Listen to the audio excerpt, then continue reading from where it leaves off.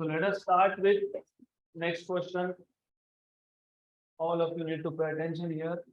Agla question, question number 88. A galvanometer whose resistance is 50 ohm has 25 divisions in it. तो आपको already पता होना चाहिए, गैल्वेनोमीटर हो, एमीटर हो, वोल्ट मीटर हो, whatever it is, it always have some divisions. तो आपने देखा होगा, because I hope you have done practicals. तो उसमें there are markings. Each marking is called as one division, remember. तो ऐसे 25 डिविजन्स है in galvanometer. When a current of 4 into 10 power minus 4 ampere passes through it. तो जब आप ये galvanometer में से, this is the galvanometer, remember, जब आप इस गैल्वेनोमीटर से करंट पास करते हो, कितना current, 4 into 10 power -4, it's needle, मतलब इसका जो पॉइंटर होता है, and I hope all of you know to read what is the value of current as a pointer. तो इसका पॉइंटर डिफ्लेक्ट होगा. अभी कितने डिवीजन से डिफ्लेक्ट होगा? जब 4 into 10 power -4 एम्पियर का करंट पास किया तो it's needle deflect by one division. एक डिवीजन से डिफ्लेक्ट होना, रिमेंबर दिस, एक डिवीजन से डिफ्लेक्ट कब होगा? When a current of 4 into 10 power -4 ampere passes through it. Remember this. And you should also know, जब हम गैल्वेनोमीटर से रिलेटेड करंट या जो कोई भी पैरामीटर होगा, whenever you measure anything related to galvanometer, you need what is IG. What is IG? हाँ, उसको और एक नाम था, full scale deflection. So what do you mean by full scale deflection? What is the meaning of full scale deflection? मतलब basically 0 से लेके सारे डिविजन्स क्रॉस होने चाहिए. What is full scale deflection? From 0 to all the 25 divisions. इसमें कितने divisions थे? 25. अब क्वेश्चन को अगर अच्छे से पढ़ोगे तो क्वेश्चन में ये बोला है आपको, एक डिवीजन डिफ्लेक्ट करने के लिए कितना करंट चाहिए? 4 into 10 power -4. तो फुल स्केल डिफ्लेक्शन के लिए कितना लगेगा? 4 into 10 power -4 into 25.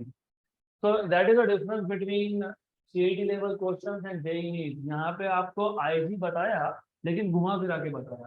उन्होंने बोला जब 4 into 10 power -4 ampere current pass करोगे तो पॉइंटर एक डिवीजन से डिफ्लेक्ट होगा. तो हमको पता होना चाहिए IG मतलब full scale division, full scale deflection होता है. फुल स्केल डिफ्लेक्शन मतलब 0 से डायरेक्टली लास्ट डिवीजन तक. कितने डिवीजन थे? 25. एक डिवीजन के लिए कितना करंट? 4 into 10 power -4. तो 25 डिवीजन के लिए कितना करंट? 4 into 10 power -4 into 25. तो 25 4 का 100 into 10 power -4, तो 10 power -2 ampere. This is the full scale deflection. मतलब IG की वैल्यू मिल गई. G की वैल्यू तो ऑलरेडी बताई है. कितना बोला है G का वैल्यू? 50 ओम. आगे बोला है to use this galvanometer as a voltmeter of range. मतलब G की वैल्यू दी थी 50 ओम और आपको इसको यूज करना है as a voltmeter of range 2.5 volt. It should be connected to a resistance of. तो सबसे पहले ये बताओ कि वोल्ट मीटर बनाने के लिए गैल्वेनोमीटर के साथ क्या कनेक्ट करते हैं? Series resistance. तो to convert a galvanometer into a voltmeter, we know a large resistance is to be connected in series. तो यहाँ पे हम एक large resistance कनेक्ट करेंगे. तो remember this is galvanometer G, this is resistance, series resistance RS. और आपको पता है क्योंकि ये दोनों सीरीज में है तो जितना करंट गैल्वेनोमीटर से जाएगा उतना ही करंट कहाँ से आएगा? RS से. और आपको ये भी पता होना चाहिए क्योंकि हमने थ्योरी में देखा था, total potential difference between one end and the other end. Do you remember कितना था ये? हाँ, how much? अरे total potential drop is potential drop across galvanometer and potential drop across series resistance. पूरा थ्योरी भूल गए. अभी लास्ट वीक टेस्ट हुआ था and you do not remember theory. So what is total voltage? जल्दी बताओ. VG plus VRS. What is VG? IG into G plus IG into RS. So V equal to IG common G plus RS. So V upon IG equal to G plus RS. Actually मैंने ये बताना नहीं चाहिए था क्योंकि हमने derive किया है RS equal to VG upon IG minus G। तो ये याद होना चाहिए था। जैसे ही आपने क्वेश्चन पढ़ा कि वोल्ट मीटर में कन्वर्ट करना है और आपको पूछा है कितना रेजिस्टेंस, तो कितना रेजिस्टेंस, सीरीज रेजिस्टेंस कितना आता है, वो कितना आता है R S equal to V upon I G minus G. जब मैंने एग्जाम में पूछा comparison between ammeter and voltmeter, तो हर किसने लिखा है formula, each of you have written it down, यहाँ पे याद नहीं। So I don't know, some magical power works when you give exam. तो 2.5 V की वैल्यू कितनी थी 2.5, IG की वैल्यू कितनी फाइंड की अभी 10⁻², व्हाट इज G वैल्यू 50, ये ऊपर जाएगा 250, 10 पावर -2 पर जाके +2 और ये 2.5 into 10 पावर +2 is 250 - 50 तो कितना 200 ओहम। तो एक्चुअली क्वेश्चन अगर आपको फॉर्मूला याद है तो क्वेश्चन इतना लेंथी नहीं होगा, because you should remember R S is V upon I G minus ji.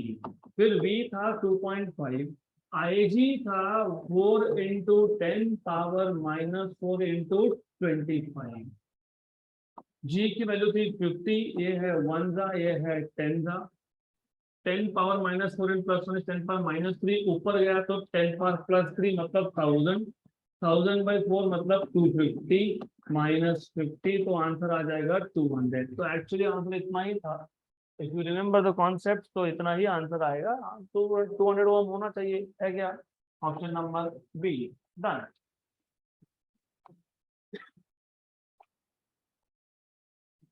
Next question,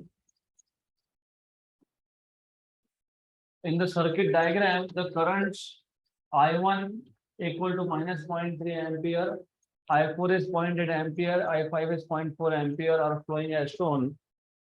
The currents I2 I3 I6 are, इसका मतलब पूरे डायग्राम में 6 करंट्स है I1 I2 I3 I4 I6, उसमें से 3 दिए हैं और 3 पूछे हैं।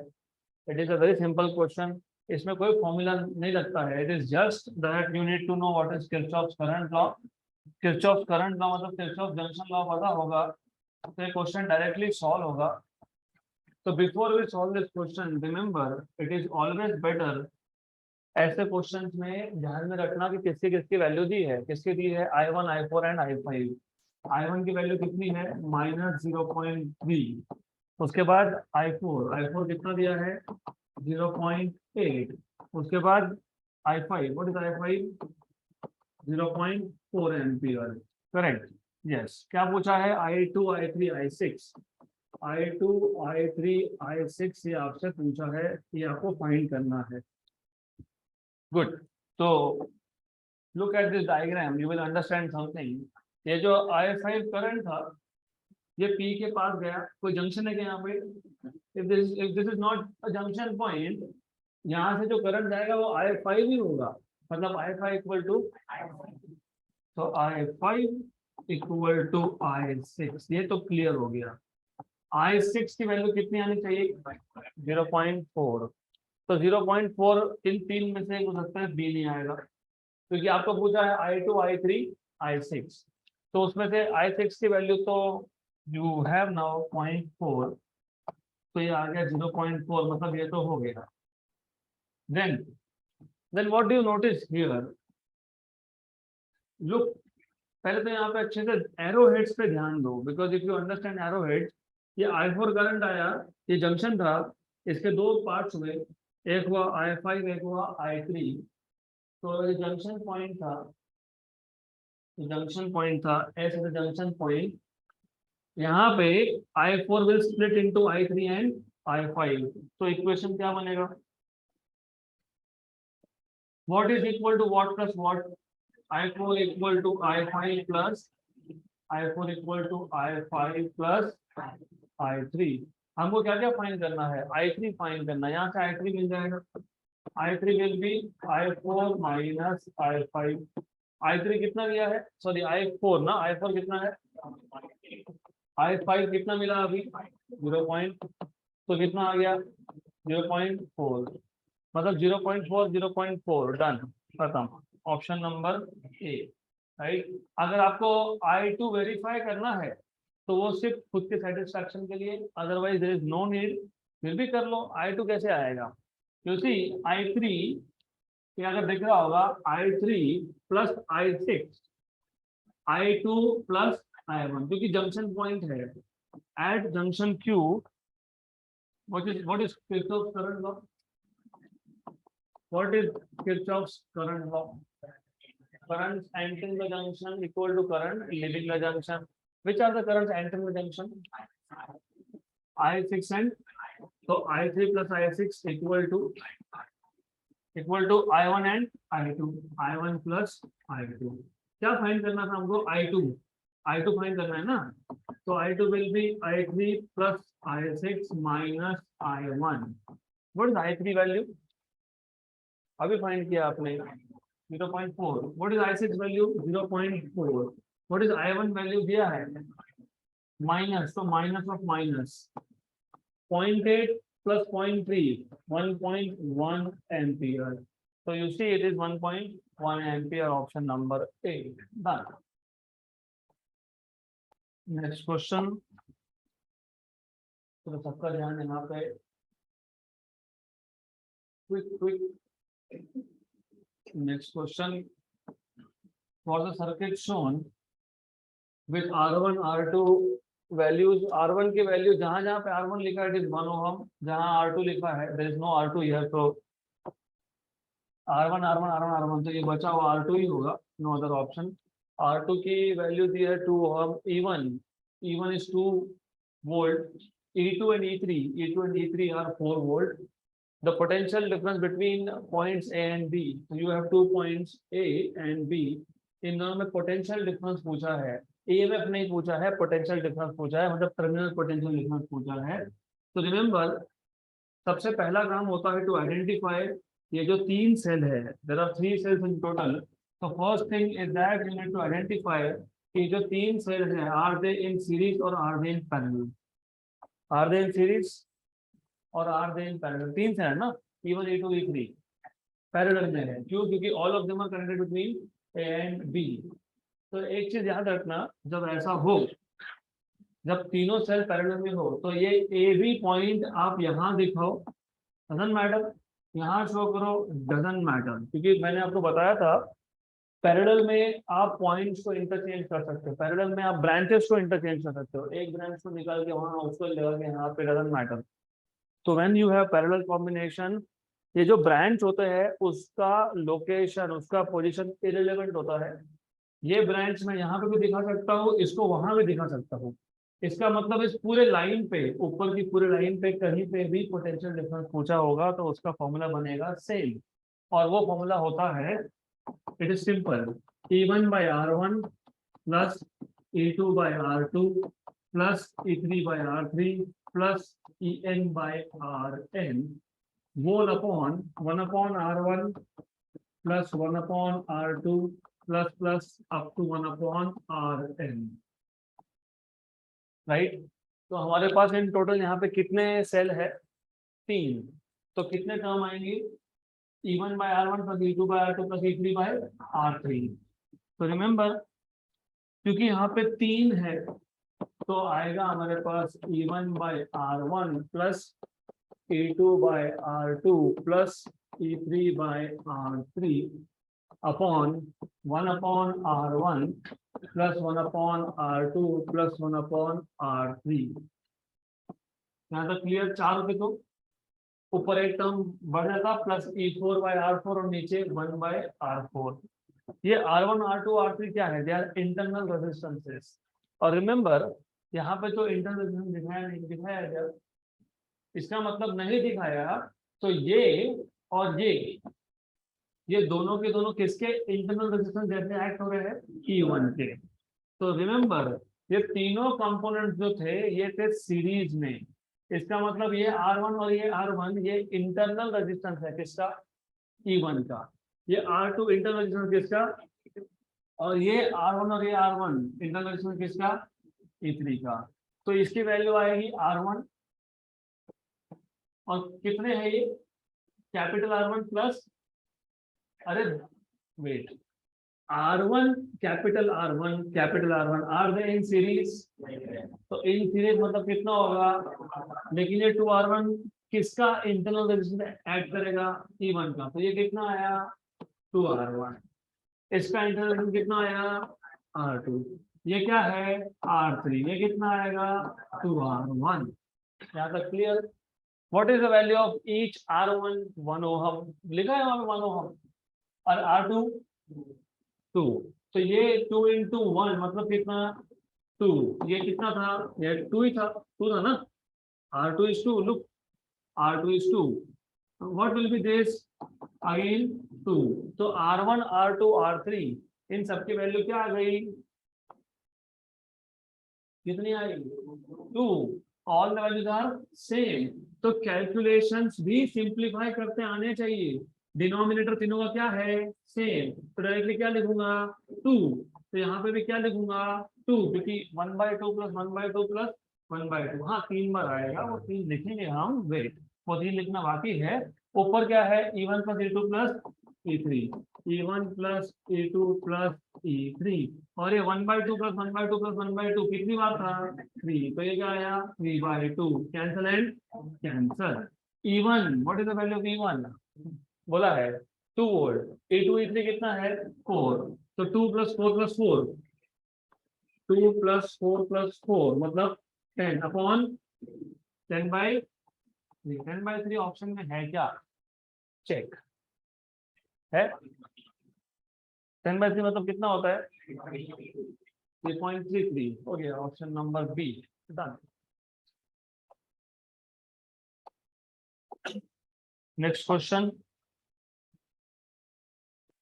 a 200 ohm resistor has a certain color code, जिनको कलर कोडिंग याद है बीबी रॉय, इफ यू रिमेम्बर, तो हमारे पास एक सर्टन कलर कोडिंग है, उसका रजिस्टर का रेजिस्टेंस कितना है 200, if one replaces red colour, बता दिया B B Roy 012, red stands for 2, correct right, और आगे ये बोला है आपको अगर हमने रेड कलर को हटा के ग्रीन कलर लगाया, if one replaces red by green, the new resistance will be Q B B Roy R मतलब red मतलब 2, क्योंकि 0 से स्टार्ट होता है ना स्कीम,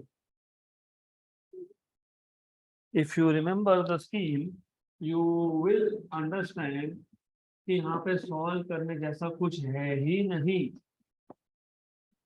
ब्लैक ब्राउन राइट, 0 1 2 3 4 5, पहला डिजिट 2 है, मतलब पहला कलर कौन है रेड, अब बोला क्या है रेड को हटा दो, सिर्फ रेड को हटाया, सिर्फ रेड को चेंज किया, बाकी किसी को चेंज नहीं किया, रेड को हटा के क्या लगाया, तो पहला डिजिट कौन सा आएगा, बाकी सब क्या रहेगा, हाँ तो आंसर क्या आएगा, पता 2019 जेईई का question, there is nothing to solve. अगर ऐसा बोला होता कि रेड की जगह पे ऑरेंज लगाया तो, रेड की जगह पे येलो लगाया तो, रेड की जगह पे ब्राउन लगा दिया तो, और रेड की जगह पे ब्लैक लगाया तो 0, so there is no resistance at all, done। अगला question, there was nothing to solve,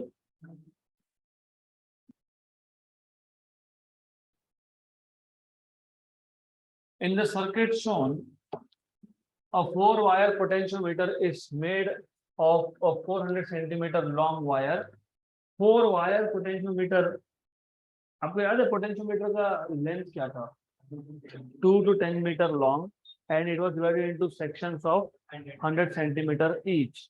यहाँ पे बोला है 4-wire पोटेंशियोमीटर, मतलब खुद ही समझ लो कि 4 सेक्शन है, मतलब टोटल लेंथ कितना है लिखा होगा 400 सेंटीमीटर लॉन्ग, क्योंकि 4 वायर बोला है ना, अगर 5 वायर बोला होता तो 500, मतलब 5 सेक्शन है, 6 वायर 600 सेंटीमीटर। तो जो सेक्शंस होते हैं ना, ऐसा नहीं बोलते कि there are 5 section, there are 4 section, इसको बोलते कैसा है 4 वायर पोटेंशियोमीटर, मतलब there are 4 section each of length 100 centimetre which extend between point A and B. हमको तो पता ही है पोटेंशियोमीटर ए पॉइंट से स्टार्ट होता है और कहाँ तक जाता है, बी पॉइंट तक, क्योंकि हम पोटेंशियोमीटर के वायर को ए से बी तक का लेंथ कंसिडर करते हैं। तो यहाँ पे ये 4 वायर मतलब 4 सेक्शन है, हर एक सेक्शन का लेंथ कितना है, 100 सेंटीमीटर मोर और लेस बोल सकते हो। Then the resistance per unit length, resistance per unit length हम नॉर्मली डिनोट करते हैं सिग्मा से। If you remember we normally use sigma for resistance per unit length, लेकिन इन्होंने क्या बोला है, स्मॉल आर। ये स्मॉल आर क्या नहीं है, ये स्मॉल आर क्या नहीं है, इंटरनल रेजिस्टेंस। ये स्मॉल आर क्या है, क्या है, रेजिस्टेंस पर यूनिट लेंथ। तो जानबूझ के आपको ऐसा दिया है, क्योंकि यहाँ पे अगर आप देखोगे सर्किट डायग्राम में देखोगे, अगर लुक एट दिस डायग्राम, यहाँ पे सेल दिखाए हैं, सेल के साथ इंटरनल रेजिस्टेंस नहीं दिखाया, लेकिन ऊपर लिखा है 0.5 एंड 0.5, मतलब they are trying to confuse you. क्योंकि अगर आपने स्मॉल आर को गलती से इंटरनल रेजिस्टेंस मान लिया तो आंसर आएगा गलत। तो रिमेंबर दिस, ऑन इंटेंशन उन्होंने आर यूज किया है, हम नहीं यूज करेंगे, हम क्या बोलेंगे इसको, sigma. If an ideal voltmeter is connected as shown with jockey J, यहाँ पे जॉकी है, this is the jockey here, ये जॉकी कहाँ टच कर रहा है, 50 सेंटीमीटर फ्रॉम एंड ए, नीचे बोला है 100, मतलब ये मिड पॉइंट पे होना चाहिए, डायग्राम थोड़ा रॉन्ग है, डजंट मैटर। तो ये एक्चुअली यहाँ पे होना चाहिए था, मिड पॉइंट पे, somewhere at the mid point, यहाँ पे होना चाहिए था, बट ठीक है, doesn't matter really. Right, the expected reading of the volt meter will be. तो पहले क्वेश्चन समझा गया, जिनको क्वेश्चन समझा नहीं मैं वापस बता देता हूँ, पे अटेंशन हियर। हमारे पास एक पोटेंशियोमीटर है, what is potentiometer, it is just a wire from 2 metre to 10 metre long. Each section, मतलब उसमें हम सेक्शन करते हैं, each section is 100 centimetre long. यहाँ पे कितने सेक्शन है, 4 है क्या, 1 2 3 एंड 4, और नीचे लिखा भी है each section is 100 centimetre long. इसको हम लोग क्या बोलते हैं, 4 वायर पोटेंशियोमीटर, करेक्ट।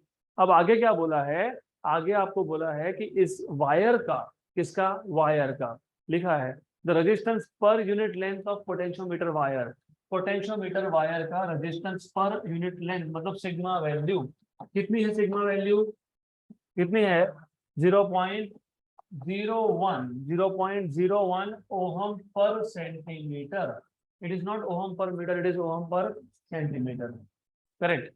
अब if ideal voltmeter is connected as shown in figure with jockey J at 50 centimetre, यहाँ पे आपने वोल्ट मीटर कनेक्ट कर दिया 50 सेंटीमीटर पे, तो वोल्ट मीटर का रीडिंग क्या होगा, that is the question. What is the reading of volt meter by the वे,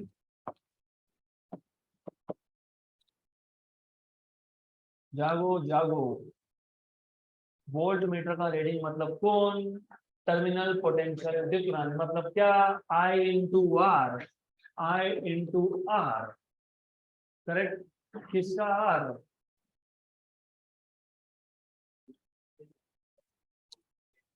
किसका आर, सेगमेंट, कौन सा सेगमेंट का, 100 सेंटीमीटर का कि 50 सेंटीमीटर का, that is what you need to understand. What is 50 centimetre in metre, 0.5। तो ये चीज पता होनी चाहिए कि potential difference is I into R, और आर की वैल्यू थी 50 सेंटीमीटर, राइट। हाँ 50 सेंटीमीटर बोल रहा हूँ मैं आर की वैल्यू को 50 सेंटीमीटर लिख रहा हूँ। Look, resistance is not equal to length, तो थोड़ा सा ध्यान दो यहाँ पे, तब समझेगा। ये जो सेक्शन है ये कितने सेंटीमीटर लॉन्ग है, 50 सेंटीमीटर। एक काम करते हैं, इस पॉइंट को मैं कुछ नाम दे देता हूँ P, some name P। What is length of AP, 50 centimetre, मतलब कितना, 0.5 मीटर। वैसे अगर आप कन्वर्ट नहीं भी करोगे तो चलेगा। आपको पता है sigma is resistance upon length, resistance पर लेंथ। तो अगर हमको रेजिस्टेंस फाइंड करना है किसका, AP का, किसका, AP का, A से P का, क्योंकि यहाँ जो हमने फॉर्मूला लिखा यहाँ पे ये R कौन था, रेजिस्टेंस था, किसका था, AP। तो अगर AP का रेजिस्टेंस फाइंड करना है तो sigma into length of AP, what is sigma value 0.01। ये पर सेंटीमीटर है, ये भी सेंटीमीटर है, तो रहने दो, doesn't matter, doesn't make any difference. तो कितना आ गया है 0.5, इसलिए मैंने यहाँ पे क्या लिखा था 0.5। तो क्या लिखा था यहाँ पे 0.5, क्यों लिखा था? Not because the length is 50 centimeter, which is 0.5 meter, but because resistance is 0.5 ohm। यहाँ तक क्लियर? तो एक चीज फिट कर लो दिमाग में, जब भी आपको रीडिंग ऑफ वोल्ट मीटर पूछा है, मतलब क्या फाइंड करना है, क्या फाइंड करना है, नहीं क्या फाइंड करना है, आयार किसका, जहां पे जॉकी टच कर रहा होगा उसका ए पॉइंट से डिस्टेंस। हमने पोटेंशियोमीटर के एप्लीकेशन में भी वही किया है, length of AP L1, length of AP dash L2, तो लेंथ किसका, ए से पी तक का। यहाँ तक clear? Good. Do you know what is current? You don't know? Can you simplify this circuit? Yes, आपको पता होना चाहिए। जो मैं बोल रहा हूं अभी अच्छे से सुन लो, एकदम अच्छे से सुन लो। पोटेंशियोमीटर वायर, इसका अगर मैं टोटल रेजिस्टेंस निकालता हूं, कैसे फाइंड करोगे? What will be total resistance of potentiometer wire? मैं इसको बोलता हूं RP. What is RP? Resistance of potentiometer. Confusion हो तो R pot, resistance of potentiometer, correct? Sigma into total length of potentiometer. Length of potentiometer wire मतलब A to B, लेकिन A to B length कितना था 400 क्या सेंटीमीटर, ये क्या है ओहम पर सेंटीमीटर, तो 0.01 इंटू 400, तो कितना आया, कितना आया 4 ओहम, करेक्ट? अब अगर आप अच्छे से सर्किट को देखोगे तो ये जो है ये रेजिस्टेंस ऑफ पोटेंशियोमीटर है, टोटल रेजिस्टेंस कितना आया, और उसके साथ 1 ओहम है सीरीज में, उसके साथ 0.5 के दो है सीरीज में, राइट? तो आर ये 1 और ये 1 दे आर इन सीरीज, तो इक्विवेलेंट रेजिस्टेंस पहले तो लिखना पड़ेगा मुझे, R potentiometer 1 ohm and 0.5 and 0.5। मैंने जानबूझ के एंड लिखा है क्योंकि 0.5 एक सेल का, 0.5 दूसरे सेल का क्या है, internal resistance, R in series, तो दे आर इन सीरीज। तो what will be equivalent resistance? R potentiometer plus 1 ohm plus 0.5 plus 0.5 मतलब कितना 4 plus 1 plus 1 मतलब कितना 6 ohm। तो इक्विवेलेंट मिल गया। व्हाट इज अप्लाइड वोल्टेज 3, क्यों अप्लाइड वोल्टेज 3 है, 1.5 एंड 1.5। इसको EMF बोलोगे कि V बोलोगे? This is EMF, right? This is EMF। तो EMF E will be 1.5 plus 1.5, तो कितना 3 वोल्ट। हमको फाइंड क्या करना था, V क्या है, IRAP, I याद है, I E upon R equivalent, याद है कि हमने किरचॉफ्स वोल्टेज लॉ अप्लाई किया था, अभी भी करना है तो कर लो। सिंप्लीफाइड सर्किट कैसे ड्रॉ करोगे? सिंप्लीफाइड सर्किट में आपको एक बैटरी दिखेगा, क्योंकि दो सेल है तो एक बैटरी बनता है, इन दोनों का मिला के एक इंटरनल रेजिस्टेंस होगा 1 ओहम, क्योंकि 0.5 एंड 0.5। इसको छोड़ के एक 1 ओहम यहाँ पे भी है, और इन दोनों को छोड़ के यहाँ पे पोटेंशियोमीटर वायर का रेजिस्टेंस कितना है 4 ओहम, है कि नहीं? Yes yes. तो डू यू रिमेम्बर, अगर हमको करंट फाइंड करना है तो हम क्या करते हैं, लूप लॉ अप्लाई करते हैं, करके देखो। ये करंट है -1 इंटू आई, मतलब -4i minus I, you are jumping from negative to positive, plus E equal to 0, तो ये आ गया 6, तो E इक्वल टू 6i, लेकिन 6 क्या था, R इक्विवेलेंट था, तो मैंने भी तो वो लिखा E अपॉन R इक्विवेलेंट, क्योंकि I क्या मिला E अपॉन 6, लेकिन 6 क्या है, R इक्विवेलेंट, तो E upon R equivalent into R AP। What is E value 3, what is equivalent 6, what is RAP find किया है तुमने, कितना है RAP? कितना है आर ए पी किया ना फाइव, कितना है 0.5, कितना 0.5, वन एंड टू था 0.5, 1/2 1/2 0.25, तो कितना आना चाहिए 0.25 है क्या ऑप्शन में, option number B. Okay, pay attention once again, मैं इसको एक एकदम सिंपल ट्रिक से सॉल्व करके देता हूँ, तो you need to know the basics if you want to do it in a simplified way. तो सिंप्लीफाइड वर्जन इसका कैसे आएगा, पोटेंशियोमीटर जब हमने सीखा था तो उसमें एक स्टेटमेंट था, मैंने इसलिए बोला था this is what you do, even theory test में भी पोटेंशियोमीटर का एक्सटेंशन किसी ने नहीं लिखा, वो इसके लिए होता है each and every single statement single sentence is important. हमने लिखा था, क्या लिखा था, potentiometer wire is in series with auxiliary battery, external battery, की एंड रियोस्टैट। याद है क्या ये सेंटेंस, तो जब पता ही था कि पोटेंशियोमीटर वायर सीरीज में ही होता है, तो number one, what is resistance per unit length, कितना था 0.01 ओहम पर सेंटीमीटर, बराबर। तो ये पूरी वायर का लेंथ कितना पोटेंशियोमीटर का, कितना, तो resistance from A to B, A to point B, sigma into length of A B, what is length of A B 400, what is sigma 0.01, तो मतलब पोटेंशियोमीटर वायर का रेजिस्टेंस कितना हो गया 4 ओहम। अब पोटेंशियोमीटर वायर बाकी सबके साथ सीरीज में ही होता है, तो ये 4, ये 1, 5 और ये 1, 6, तो what is the total equivalent resistance 6, बराबर। अगर जेई नीट क्रैक करना है तो ये सारा का सारा ऐसा ओरली होना चाहिए, देन ध्यान दोगे तो होगा, ध्यान दो यहाँ पे। देन क्या पूछा है आपको, क्या पूछा है, वोल्ट वोल्ट मीटर का reading, what is volt meter का रीडिंग, आई इंटू आर, कौन सा आर, ए से पी, क्योंकि वोल्टेज मेजर कहाँ कर रहे हो आप, आप वोल्टेज मेजर कर रहे हो ए से पी पॉइंट तक, तो क्या लिखोगे यहाँ पे आई आर ए पी।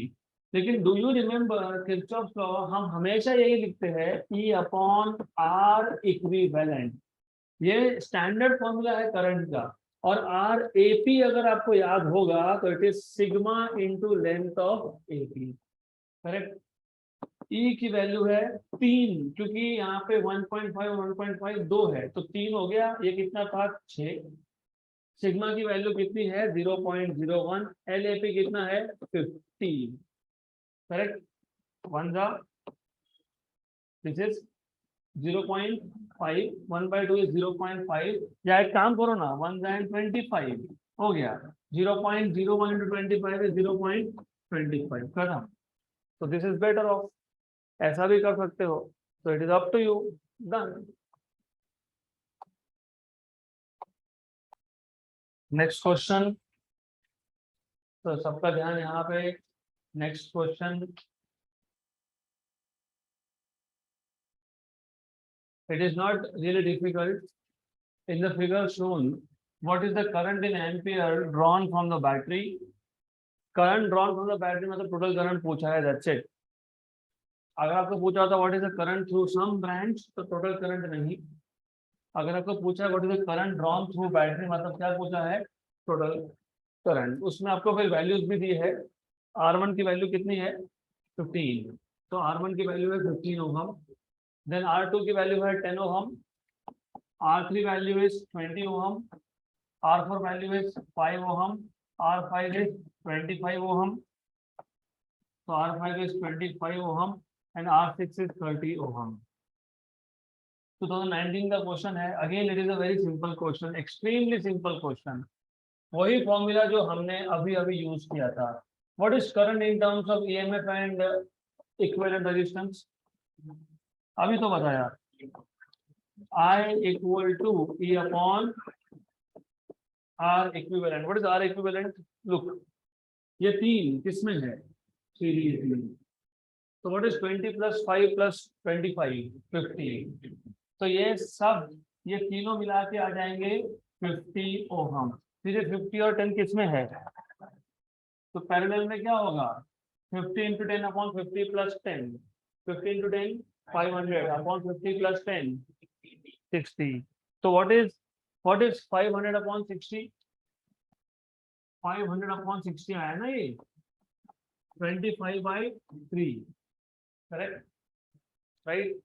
तो ये 25/3, ये 15 और ये 30 सीरीज में। How much? 30 + 15 कितना? 45। तो बेसिकली जो सर्किट होगा, the circuit will look something like this. यहाँ पे ईएमएफ है, यहाँ पे एक 15 ओम का रेजिस्टेंस है, and then you have some resistance over here. तो रिमेंबर दिस, यहाँ पे 30 ओम था, यहाँ पे कितना था? 15। यहाँ पे क्या था? ईएमएफ। यहाँ पे क्या है? अभी सॉल्व किया आपने, क्या है? 25/3। So here you have EMF. Here you have, I think, 15 ohm, 15 ohm.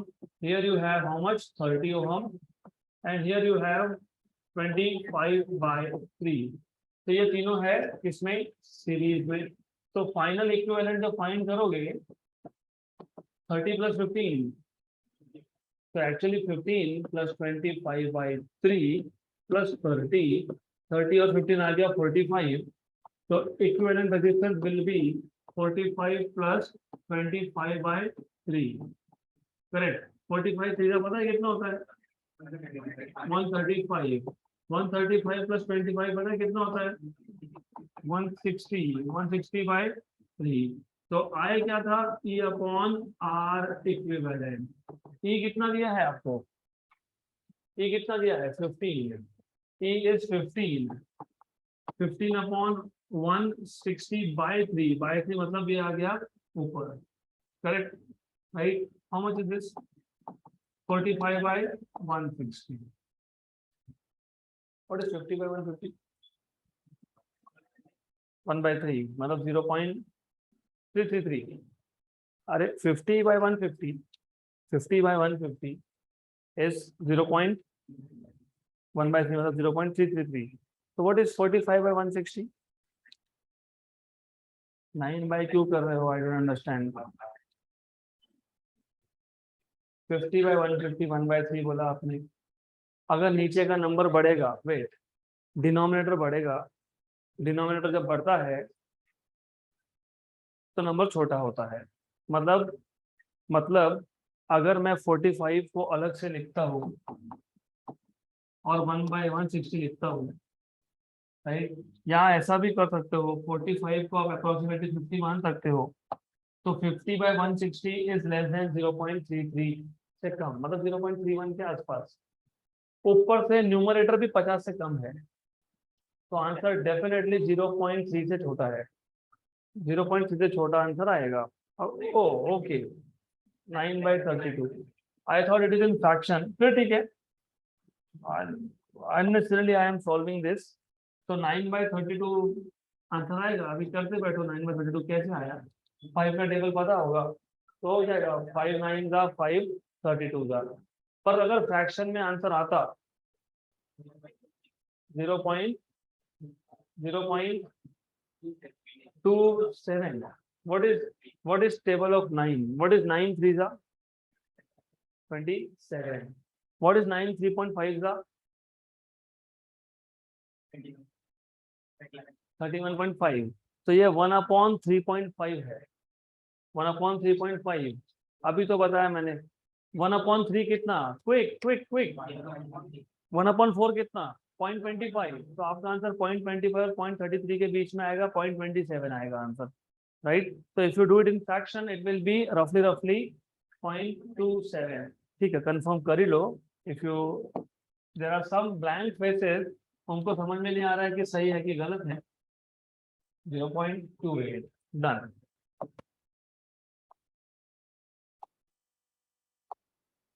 Next question, चलो ध्यान दो यहाँ पे। अगला question, a cell of internal resistance drives current through an external resistance R। तो अभी पिक्चर क्लियर हो जाना चाहिए था। सेल ऑफ इंटरनल रेजिस्टेंस, बोला हो नहीं बोला हो स्मॉल आर ही लेंगे। Drives current through external resistance R, मतलब कम से कम सर्किट दिमाग में बन जाना चाहिए था। एक एक्सटर्नल रेजिस्टेंस है, उसके साथ सीरीज में एक सेल है, और उस सेल को एक इंटरनल रेजिस्टेंस है। तो this is cell, internal resistance, external resistance. It should be pretty clear here. यहीं पे समझ में आ जाना चाहिए था कि this is the basic circuit that you have. और if I ask you what is current I, E upon R equivalent, what is R equivalent? कौन सा R? Capital R plus small r। अब आगे अगर देखोगे तो आपको पूछा है the power delivered by the cell to the external resistance. You see what is power delivered, what is power? V square by R, V into I square by R। तीनों में से कोई भी एक फॉर्मूला यूज कर सकते हो। Power delivered तब होता है जब cell is able to drive current through external resistance. ये एक्सटर्नल रेजिस्टेंस नॉर्मली होता है load resistance. What do you mean by load? For example ये सेल है, मैंने एक रिमोट में लगा के रखा है इसको, राइट? तो जो रिमोट का रेजिस्टेंस होगा उसको आप बोलते हो लोड रेजिस्टेंस, और वही होता है एक्सटर्नल रेजिस्टेंस। ये सेल तब, मतलब ये रिमोट तब काम करेगा जब सेल विल डिलीवर पावर किसको, किसको? लोड रेजिस्टेंस को। यहाँ पे लोड कौन? एक्सटर्नल। किसका रेजिस्टेंस? सेल का। सेल का ना, रिमोट का, रिमेंबर। तो पावर डिलीवर तब होगा जब सेल किसको पावर डिलीवर किसको करेगा? एक्सटर्नल को, राइट? तो power is delivered when a cell is capable of driving current through external resistance R। तो ये नॉर्मली जो कैपिटल R होता है ये एक्सटर्नल सर्किट का रेजिस्टेंस होता है। तो आपको पावर डिलीवर्ड पूछा है मैक्सिमम कब होगा, मतलब स्मॉल r इंटरनल रेजिस्टेंस की कितनी वैल्यू के लिए? 100 R, small r equal to capital R equal to 2R, capital equal to 0.001 R। So for what value of capital R in terms of internal resistance, power delivered will be maximum। तो पहले बात तो power delivered पता होना चाहिए।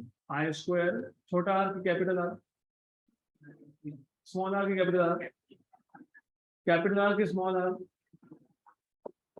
मैंने अभी बताया पावर किसको डिलीवर हो रहा है? External resistance. कौन है external? Capital R। What is I? E upon R equivalent। What is R equivalent? ये सीरीज है कि पैरेलल है? तो सीरीज में क्या आएगा? R plus R। ये क्या आ गया? Power delivered, right? अब आपको मैथ्स पता होगा ही, मैथमेटिक्स आप जानते ही हो, क्योंकि हमने इतनी जगह पे इसको यूज किया है कि now it should be very clear. If I plot power on y-axis and external resistance R on x-axis, तो ऐसा ग्राफ हो सकता है कि जब मैं एक्सटर्नल रेजिस्टेंस बढ़ाऊंगा तो पावर डिलीवर्ड भी बढ़ेगा, फिर एक मैक्सिमम आएगा, फिर क्या होगा? कम होगा। तो पावर डिलीवर्ड जब मैक्सिमम हुआ, कहाँ पे मैक्सिमम हुआ? यहाँ पे मैक्सिमम हुआ। तो जब पावर डिलीवर्ड मैक्सिमम है मतलब फंक्शन की वैल्यू मैक्सिमम है। फंक्शन की वैल्यू मैक्सिमम जब होती है तो उस पे टेंजेंट, टेंजेंट मतलब कौन? स्लोप। स्लोप क्या होता है? 0। ये हमने कितने तो एग्जांपल्स में सॉल्व किया है। The slope of line at the maximum of the function is 0। What is slope? dy by dx।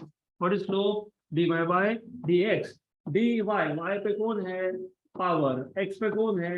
r। ये क्या आना चाहिए? 0। तो पहला ये है कि पहले पावर का इक्वेशन बनाओ। I square R, what is I? E upon R equivalent. वो इसको उठा दो।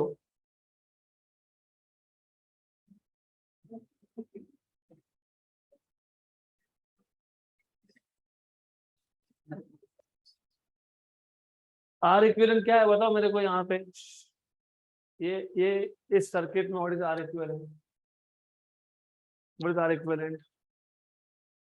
Are plus R. तो आर प्लस आर इसका स्क्वायर, करेक्ट? गुड। तो फंक्शन की मैक्सिमम वैल्यू पे स्लोप क्या होता है? 0।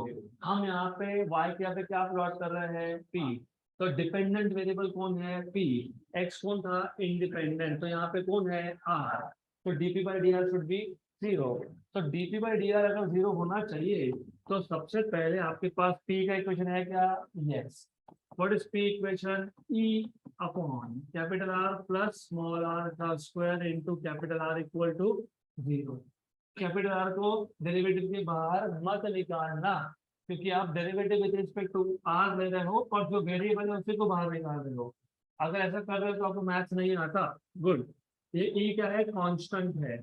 इसको आप बाहर रख सकते हो, ई स्क्वायर कर लो इसका, तो डी ये आर है, नीचे आ गया इसके आर प्लस आर का square upon D R equal to 0। इस ईश्वर को वहां शिफ्ट कर दिया तो 0 हो गया।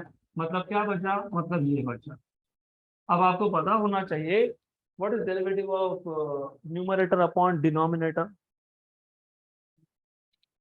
हाँ, नहीं पता कोई दिक्कत नहीं, अभी अच्छे से सुन लो।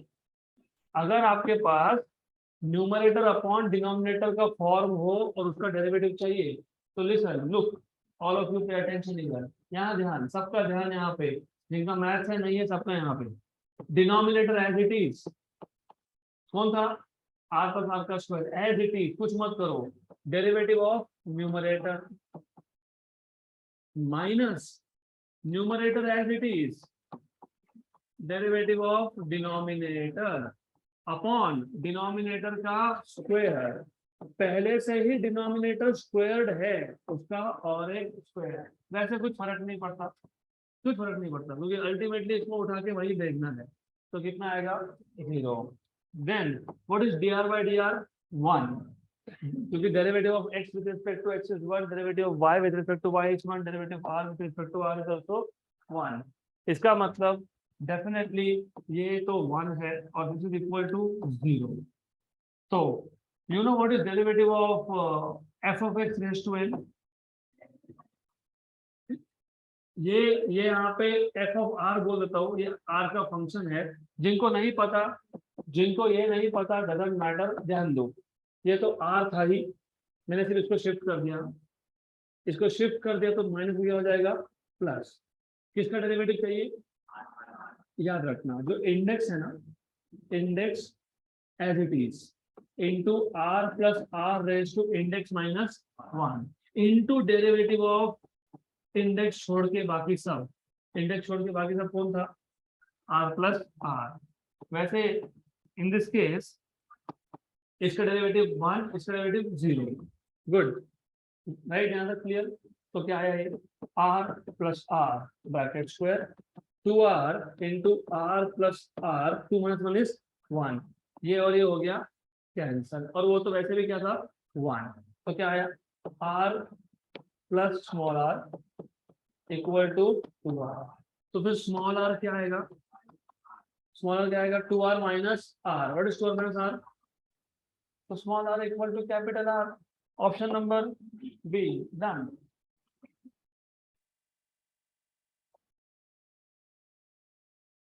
ओके